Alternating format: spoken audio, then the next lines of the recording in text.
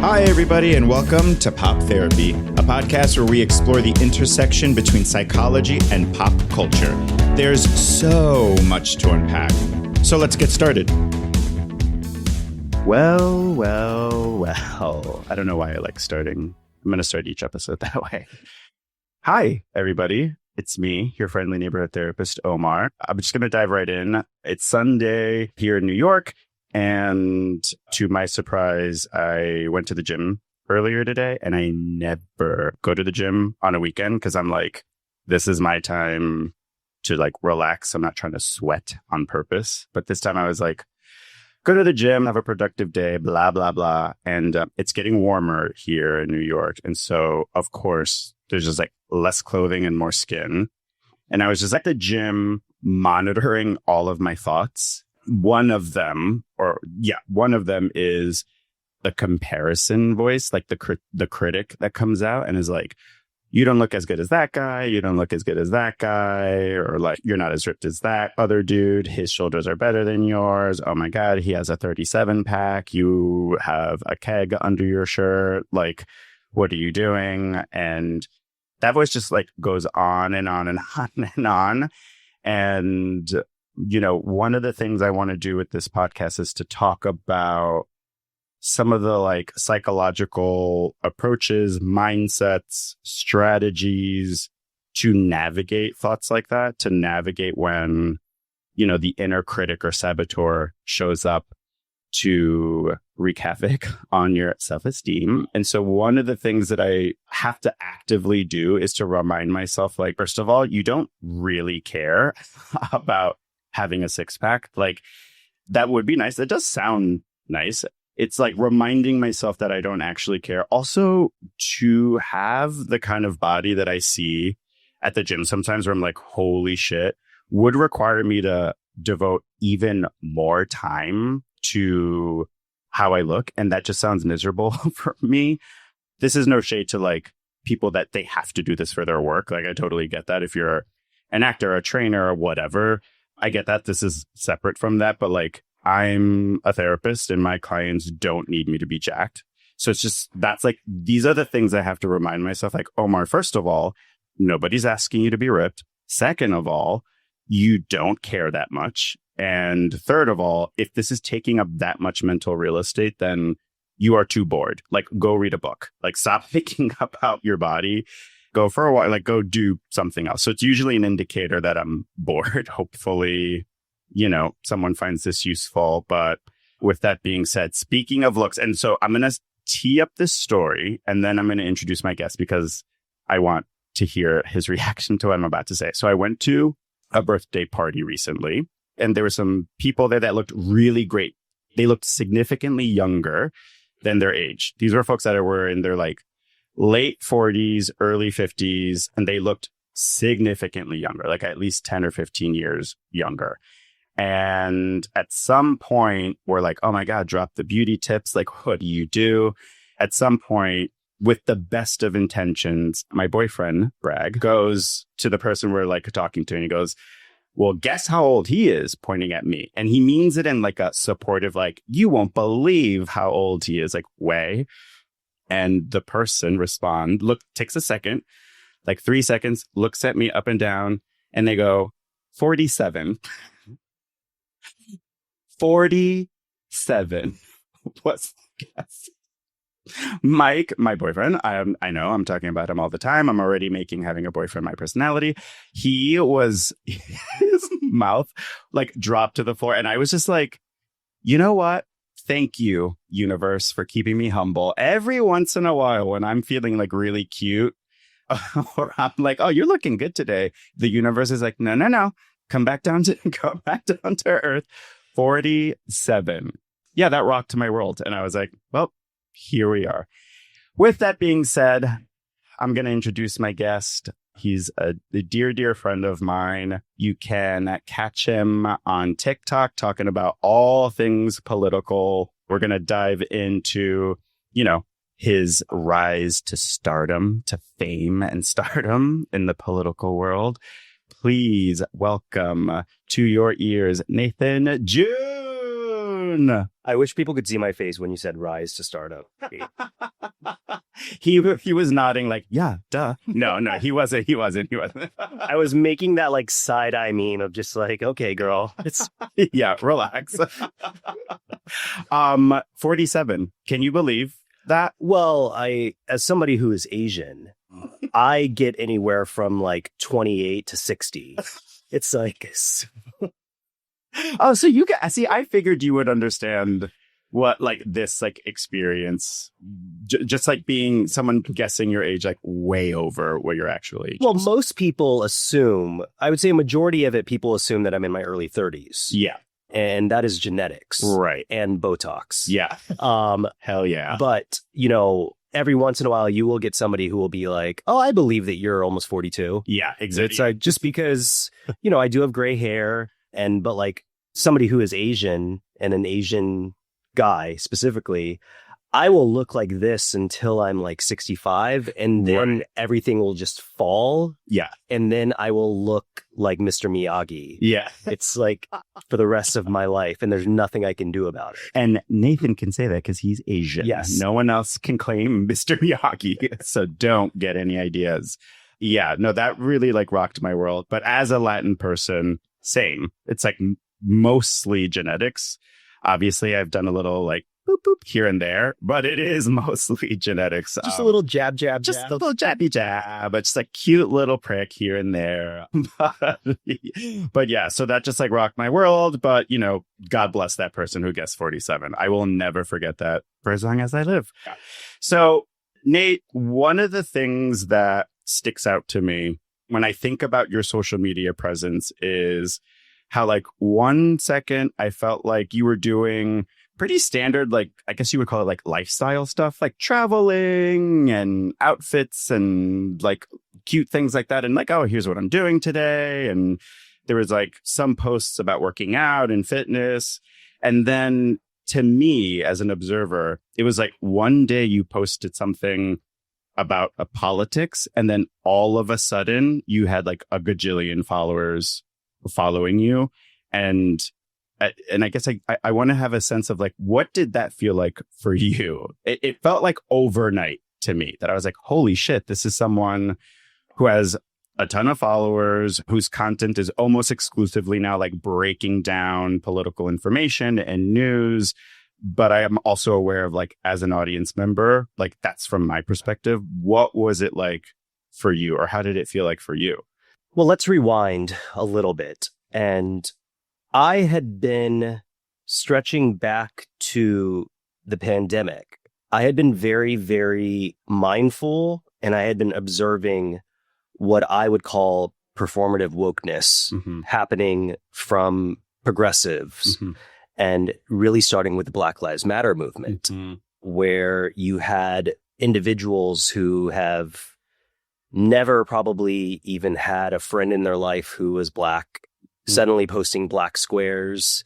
And it was all with good intent. Yeah. But it was just kind of speaking to this overall message of how much people want to project out into the world via social media this narrative that they are themselves progressive, which is really just a way for them to develop a sense of being and a sense of comfort for themselves, more so than their actual morals and values being projected. And then, you go into the genocide that started happening, and then you had a lot of people who had never been political suddenly being political. And what ultimately I saw happening was just a lot of good intended misinformation being spread that was causing me to do a lot of research, because I would see something that seemed very, very sensationalized and very, very jarring. And then I would look into it and find that it wasn't a lie, but it also wasn't a complete truth. Right. Ultimately, what happened was basically I started creating content simply because there was just so much screaming happening. It's like, and it's so funny because you have all of this content that is just headlines. It's just headline skimming with a very good graphic, and it's automatically shared, and there's no sites sourced. There's no further information. And it's just like this giant headline. And what I kind of realized when I initially started posting was, I'm going to talk about the fact that I'm researching things further and breaking down actually what's happening. And what that ended up being was correcting a lot of the headlines that were being shared, which actually resulted in me being called somebody who was like a Republican in disguise. But it's still happening even today with the current political climate. The other side was my experience as somebody who is gay, somebody who lives in New York City and has lived here for almost 20 years, somebody who is a person of color, somebody who's an immigrant. Mm-hmm. By all definitions, I should be looked at as a woke, radical leftist. Right. But I come from a Republican MAGA family. Right.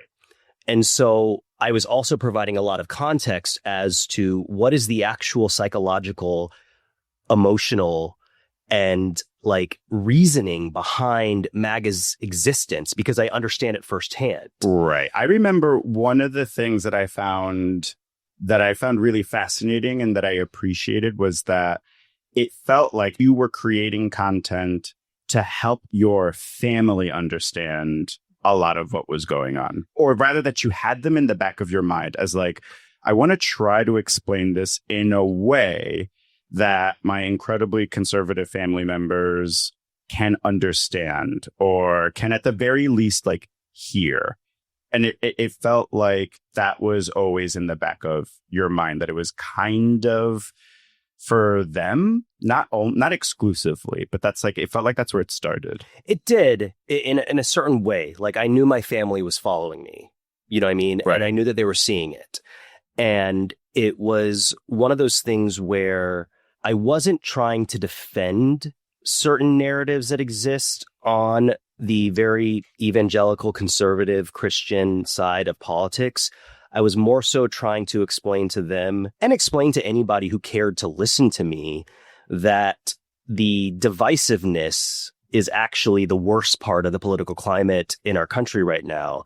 And I don't go as far as talking about the uneducated aspects of a lot of my family members, but it has a lot to do with it. Yeah. You know, I will say, though, that up until the election, I didn't have a huge following. I had like a modest following. Mm-hmm. I think like up until the election, I had maybe like 25,000 followers, and that had grown starting in July. You know what I mean? Right. But it really was in November. I basically woke up the day after the election. I took a walk in Prospect Park I call them the kids that I used to manage. I shouldn't call them kids. But like the Gen Z that I used to manage at my previous job, they used to call them Minty Bee walks, which is just like a mental breakdown walk. So they would say in Slack, I need to take a Minty Bee walk. And so I went for a Minty Bee walk, and I just hit record where I basically said, I am an elite Democrat in New York City, and I have actually been financially supporting, aspects of my family's life for the past decade. Right. Like, I'm not doing this anymore. I do remember that. You were like, the bank is closed. Yes. That was actually the moment that I blew up, because that video got like, 1.5 million views. I think I gained 20,000 followers overnight. What do you think it was about that? Because you weren't necessarily talking about the news or like facts or like, you weren't like breaking down information that was, dissectable. Like, what do you think it was about that particular video? It was because up until that point, the majority narrative that exists with a house divided is this narrative of I'm cutting them off, or like they're no longer my family. And I was actually coming from a place that I just think a lot of people resonated with, which was, I'm not cutting my family off. And I think the key thing that everybody seemed to respond to was when I said, I'm no longer contributing to the happiness of people who want me to have a lesser life than them. Right. So it wasn't about cutting them out of your life, but it was about cutting them off. In your case, like financially, like I'm not going to support you financially. Yeah. And I'm not going to support you financially for your happiness anymore, because you're actively voting against my happiness. Yes. Kind of. And that's why I think the reason why I've gained a following is because, like, I always try to source where I'm getting my factual information from. Yeah. And a majority of the time, I don't get my information from news headlines. I I'm not going to even say I read it. Basically, like I skimmed through like the entire budget bill recently. Oh my God, that's a lot more than I did. Yeah, So it's like, and isn't it like a gajillion pages? It's really long. Yeah. Like I ran it through ChatGPT. I'm not going to lie. Oh, It's smart. okay. So I do that with a lot of things. And I basically like then I will go to the actual section and I will actually read through the section so I can understand the provisions. Oh, that's good. But the funny thing is that when it first started, okay, like when I first started getting followers, you become addicted to the dopamine rush. And like the followers, the engagement, the like. You get addicted to that. And I would say there was a really, really dangerous period sometime around December, January, where, my own husband had to come to me and basically say, this is becoming your personality, and I just want you to be mindful of that. Yeah. And so that was a really, really good rude awakening for me to like be able to take a step back. And, I just went on vacation for, 2 weeks. And I think I posted once. And that was only because I had been reading that morning. And it was just something where like, I was like, I think this is important because nobody is talking about this. So I talked about it. Mm-hmm. But, what I think is resonating with people that do follow me again is I don't present things in a way that is trying to get them to have a anger or an emotional reaction to it. Yeah. I'm basically trying to inform and also provide the resources where other people can themselves become more informed. I think it's also important to note that people on the right and Trump supporters, there are also plenty that are very well informed. Yes. And that understand what he's up to or what he's trying to do, or like understand what Project 2025 is. And they're like, well, yeah, that's what I want. Like, that sounds amazing. Yes. That sounds fantastic. The creators that I actually almost most understand, and like the big voices that I most understand, like if we're talking about like, Charlie Kirk or, those Fox News hosts, I actually understand them more because they're very just openly misogynist. Right. It's like they are openly like against non-white people having provisional protections in this country. Right. They are openly against the trans community. Yeah. I would rather know that you are openly against the things that I stand for than have to just wonder if you're just an idiot. Yeah. There's something about that I, this is like obviously not exactly what I mean, but like respect about just, oh yeah, you're just hateful. Yeah. And you are not trying to pretend like you're not hateful. You are not trying to pretend like you're not vile. You are showing up exactly as you are. And with that, it's like, well, I can work with the truth, right? Like I can work with that. Like you're showing up and you're telling me who you are. I can work with that versus people who are kind of like talking around how they really feel about something, or they're like tiptoeing around how they really feel about something. And I'm like, just say it. Like, say it with your whole chest. Like, yeah, the worst people on the conservative side of politics are the people that claim to not be racist and claim to not be against women. Right. But every single aspect of the actions in their lives actually scream that you are. The opposite. Right. So those are the people that are actually worse. And that actually represents a larger voting block of Republicans. Agreed. Is the people that actually believe that they're not hateful individuals. And then vote for policies and legislation that, again, like you said, say the exact opposite of that. Well, it's crazy because like the issues for conservative voters was trans athletes being able to compete in the NCAA. Right. And I'm sitting there and I'm like, there's 10 of them. You're really going to base the entire future of our country off of 10 athletes? Yeah. Yeah. It's one of those things where I'm just like, that's the part where I'm just like, you don't actually make sense. You don't actually care about this thing. I mean, and when I think about that exact thing, what I guess the conclusion-ish that I reach is, oh, you've been told that this is the most important thing that you should be worried about. You've been told you should worry about this because if this happens, your kids will be transitioned, trans people will take over the world. It's just this like a catastrophizing type of like information and like news that's being fed to folks that believe that is the number one issue. Well, it's because the Republican Party has done a very, very successful job dating back to the late 70s and the Reagan administration of being able to be very, very clear about what their mission is. Mm-hmm. And they immediately turned to the trans community because you basically have to find and align something that seems that you can basically attach the Bible to and then just hammer that in. Right. And the ideology that I think it's less than 1% of the population of the United States identifies as trans or non-binary. The fact that 1% of the population who are honestly just trying to live their lives and be left alone, it's like, and are law-abiding, tax-paying citizens, that they are a top issue because somehow you believe in your small town in Kansas that trans people are the reasons why your factory is closing. Right. Yeah.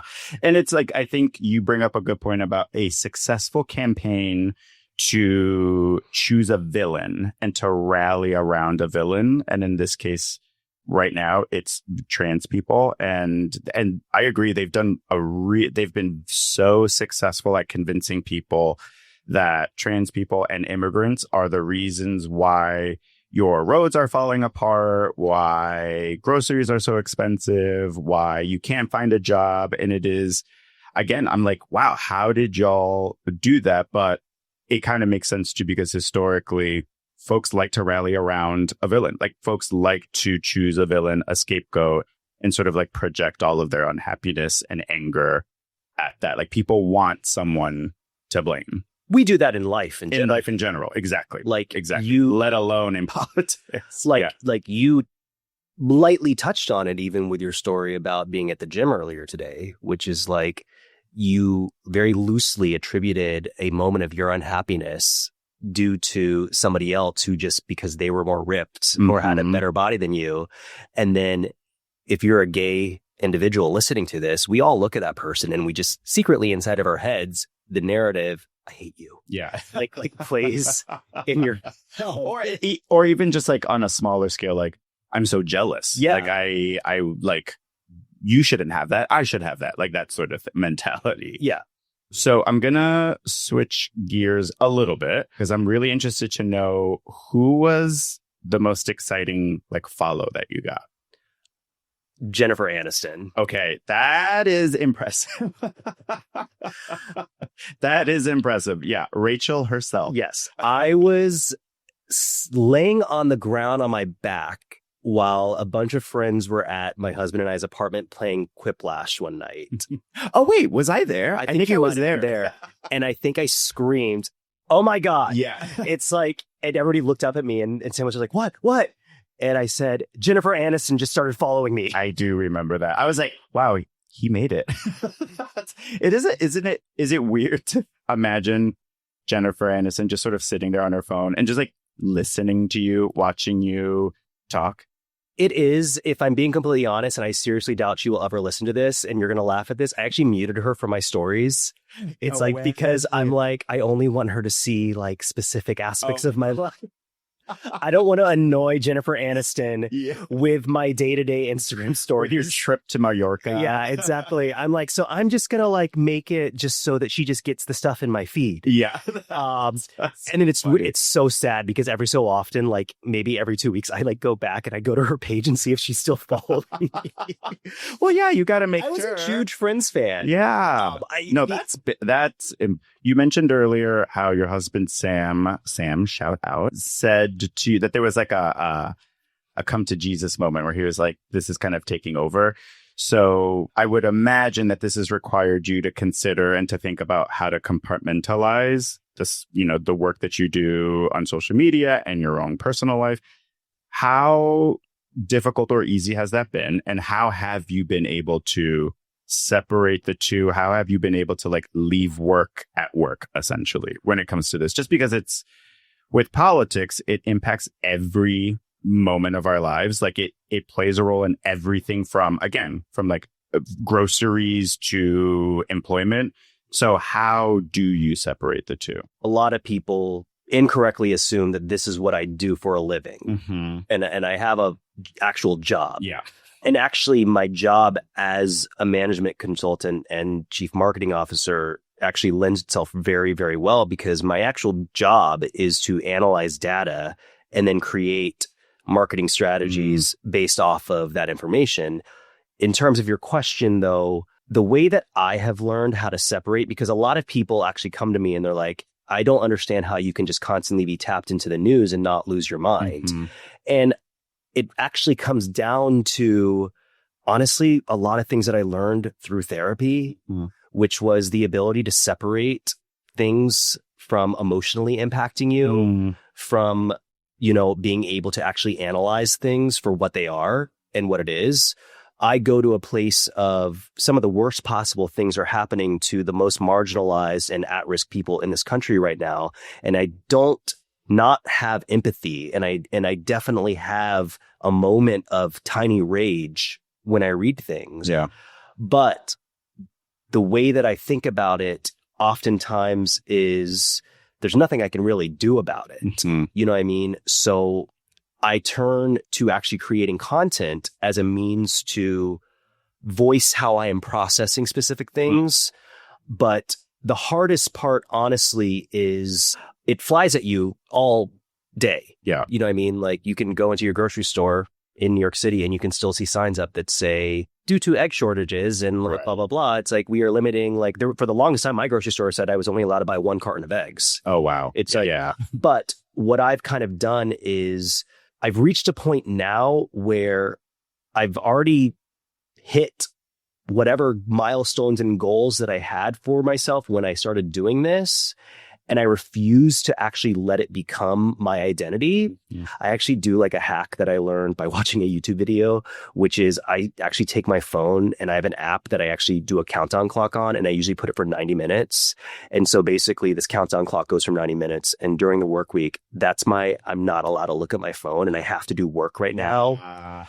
But you have to kind of set those physical boundaries because sometimes the mental ones don't work as well. Gotcha. Oh, yeah. That was well said. I mean, it sounds like you have to do a combination of like concrete physical actions as well as a little bit of mental gymnastics to help you separate the two. And I like the way you said, this does not pay my bills. And I think that's a good reminder to this doesn't pay your bills, so relax. Like you don't have to film content today, or, don't feel external pressure to film something today just for the sake of filming something versus, I feel compelled to talk about something, or I feel moved to talk about something because it's important to me or it's important to the people I care about.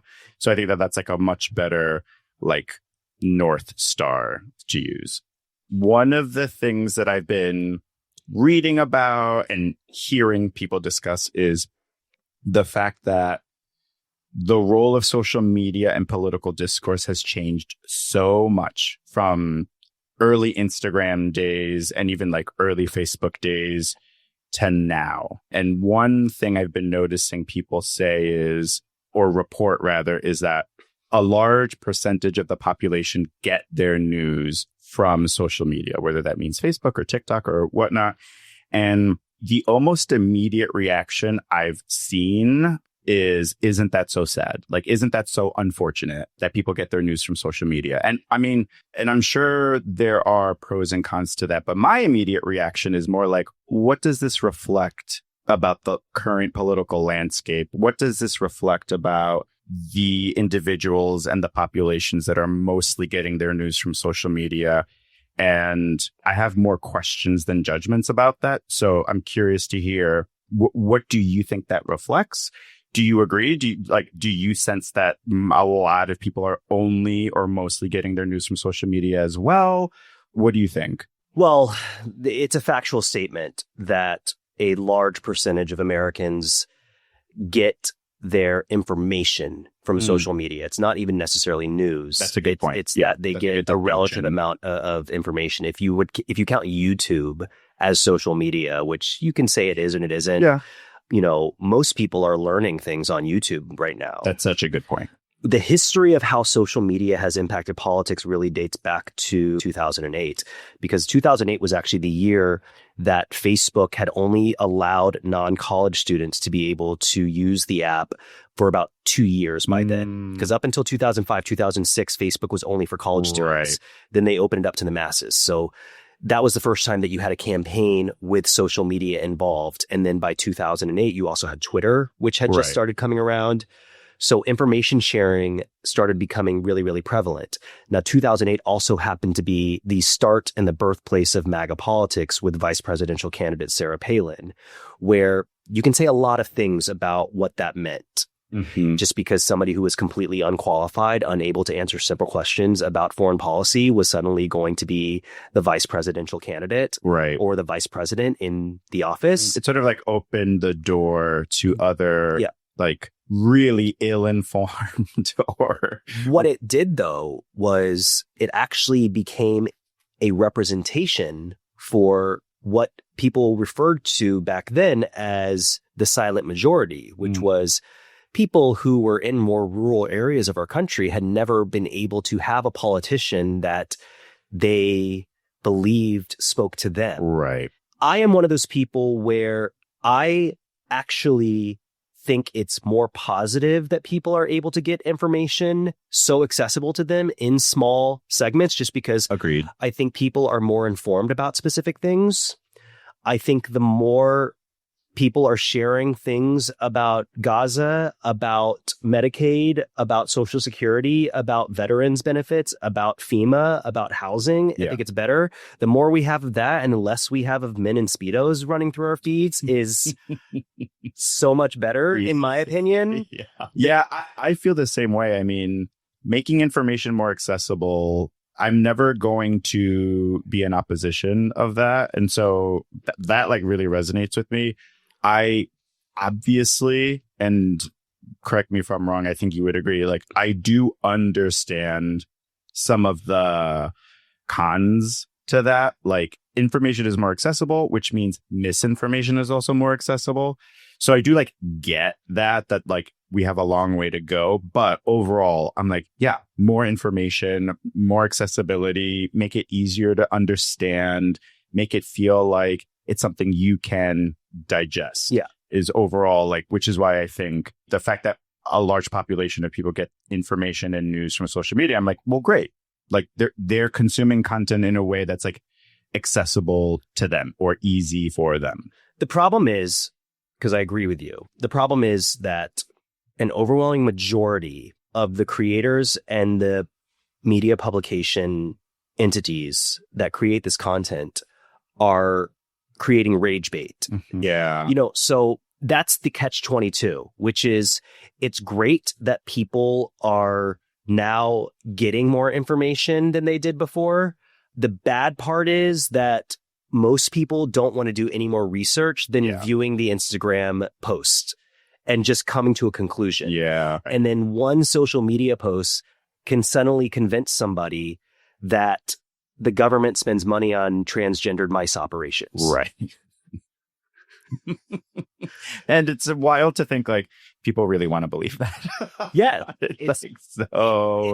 It's like, because people want to believe that there is so much wasteful government spending happening. And there is. That's what's wild, because there is. It's just not on trans. It's so funny. I tend to find that a lot of folks that are very mistrusting of the government, and I get why. I think healthy skepticism is good, but the things that they think are happening, I'm like, you think our government is way smarter than it actually is. Like it is so much more boring than what you think is actually going on. We're wasting money on like the most boring, dumbest shit, and it is not on trans people. Like I can almost guarantee you that, or I can guarantee you that. And so it's just like so funny to me that I think people overestimate our government and what they can actually. Well, yeah, it's like, you know, it's just people are searching for narratives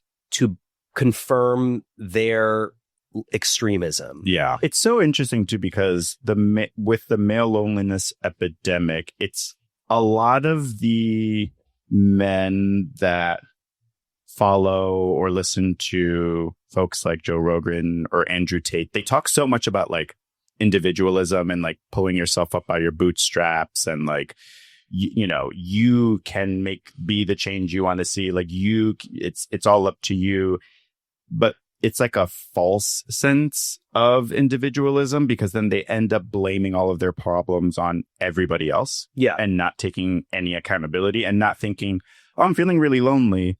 Maybe there's something I'm doing wrong. Maybe there's something I could be changing. Maybe there's something I could be exploring. And it's so fascinating that these guys that talk about you have to pull yourself up by your bootstraps are also saying, oh, you poor thing, you're lonely because of feminism. Before we wrap up, thank you so much, by the way. This has been so lovely. And I don't know if I said this, but you are my first guest. I love that. So thank you so much. But before we wrap up, I did want to ask you two things. One, who should we be following on social media? Who do you go to? Who do you trust? Who's someone on social media that you're like, you know what? Their content, I really appreciate. I really respect. Who should we be paying attention to? So I'm going to surprise some people by saying this. So, Donald Trump. Oh, no, you're Charlie Kirk. Yeah. I'm just kidding. One of my favorite accounts, and some people are not going to like this response, is actually, her name is Jordan is My Lawyer.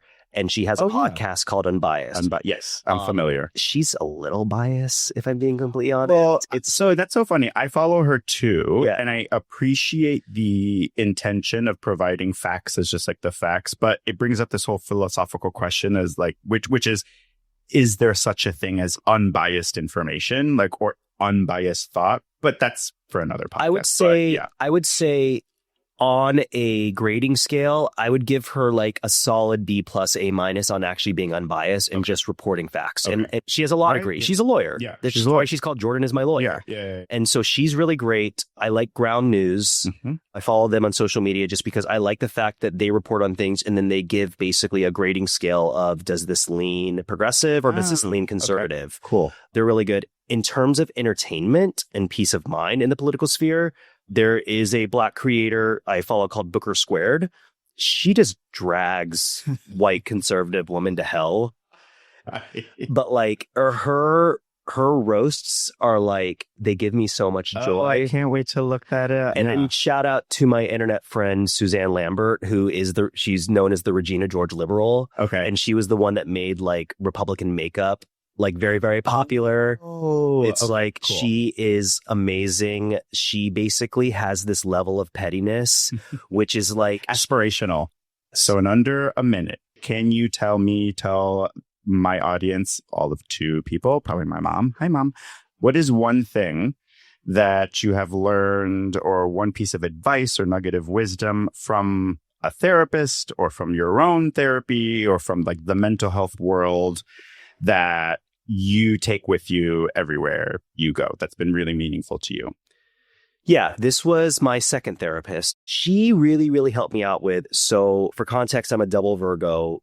I'm a Virgo sun, Virgo rising, which means I have really, really hard issues with not being in control of things. Okay. And I go back to something that she had taught me, which actually was probably one of the most life-changing things ever. Her name is Leslie. After the pandemic, she like moved to France and now she grows grapes with her sister. Hi, Leslie. What she taught me was basically a huge root of a lot of the things that were giving me insane amounts of anxiety and insane amounts of putting pressure on myself and all of my control issues were, she basically told me, you can only control the things that you can control. Mm-hmm. And you are caring so much about things that are completely out of your control. And that got like foundationally built. And so that really actually saved my marriage currently. Sorry, Sam, if you're listening to this.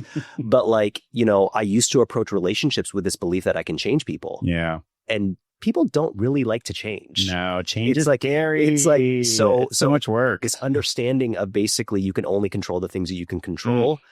That was probably the one takeaway. And that bleeds into all aspects of my life. Many other aspects. Yeah. Oh, thank you so much, No, Layli. I love this. I absolutely adore you. I am so proud of you. I feel like You are doing such a good job of like building community and trying to inform people instead of, convince people. You're just like trying to inform them and letting them make their own decisions. I really respect that. And if you are interested in seeing or hearing a little bit more of what Nathan has to say, you can follow him on his social media accounts, Nathan June, Jun, on both Instagram and TikTok. This podcast is no substitute for good old-fashioned therapy, even though I am a therapist. I know, but still. So take what's useful, leave the rest, and never forget, therapy makes you hotter. Bye.